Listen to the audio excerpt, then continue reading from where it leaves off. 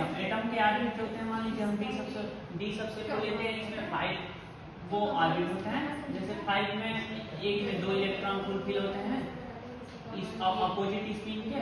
वैसे अगर अच्छी तरीके से ये फुलफिल है, पूरा तरीके से ये अगर फुलफिल हो गया तो इसको सैचुरेटेड बोल देते हैं, ठीक है। तो कंडक्टर में ये फुलफिल नहीं होता है तो इसके आउटर मोस्ट आर्बिट इनकम्प्लीट होते हैं, और इसमें अगर फुलफिल हो गया तो इंसुलेटर हो जाता है, ठीक है।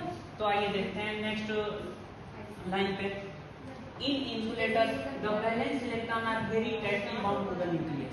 इसमें जो वैलेंस इलेक्ट्रॉन होते हैं वेरी एकदम बहुत ही टाइट तरीके से बाउंड होते हैं न्यूक्लियस से, ठीक है। आते हैं नेक्स्ट लाइन पे।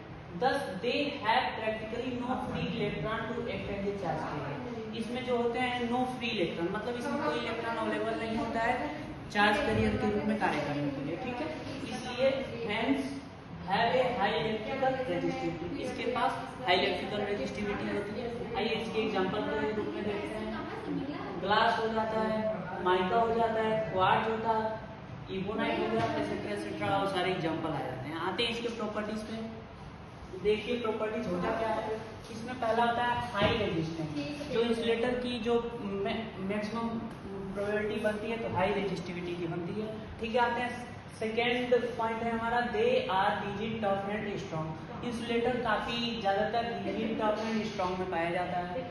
थर्ड पॉइंट जो होता है, it should not get affected change in temperature. इसमें इंसुलेटर पे क्या होता है कि अगर टेम्परेचर हम देते हैं इंसुलेटर को तो ये टेम्परेचर का कोई इफेक्ट ही नहीं पड़ता है इंसुलेटर पे। आते हैं फोर्थ पॉइंट। फोर्थ पॉइंट है हमारा, the value of forbidden energy gap for an insulator will be 10 electron. Maximum जो होता है फॉरबिडन एनर्जी गैप वो 10 इलेक्ट्रॉन वोल्ट होता है। लेकिन देखिए इससे पहले मैं आपको बता दूं कि फॉरबिडन एनर्जी गैप होता है।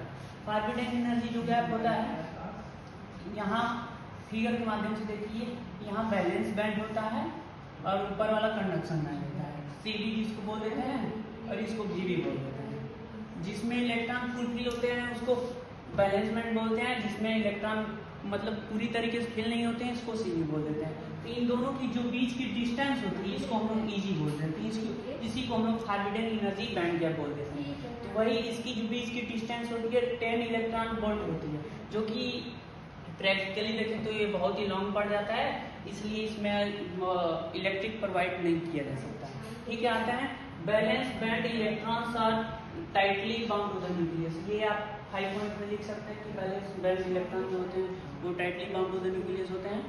अब आते हैं नेक्स्ट टॉपिक जो हमारा है सेमीकंडक्टर।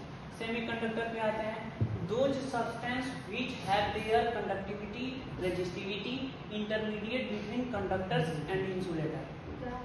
इसकी जो कंडक्टिविटी एंड रेजिस्टिविटी होती है, देखिए सेमीकंडक्टर की रेजिस्टिविटी एंड कंडक्टिविटी जो होती है वो इंसुलेटर और कंडक्टर के बीच लाई करती है।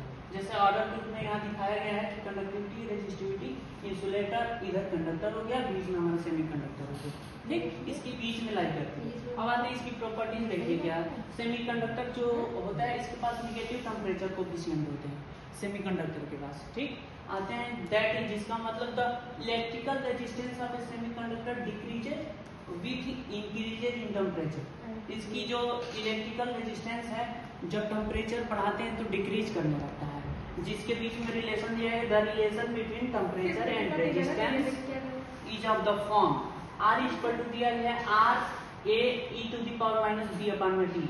ये रिलेशन दिया गया है जो कि इम्पोर्टेंट है, देख सकते हैं आप लोग टेम्परेचर और रेजिस्टेंस के बीच में।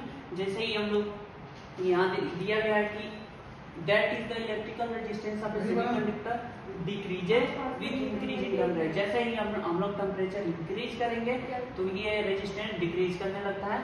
देखिए यहाँ पे आर जो है रेजिस्टेंस ऑफ द सेमीकंडक्टर है और यहाँ पे ए एंड बी जो है कांस्टेंट ऑफ सेमीकंडक्टर है एंड टी यहाँ पे टेम्परेचर है। तो दोस्तों देखने के लिए वीडियो बहुत बहुत धन्यवाद आप सभी का, थैंक यू सो मच।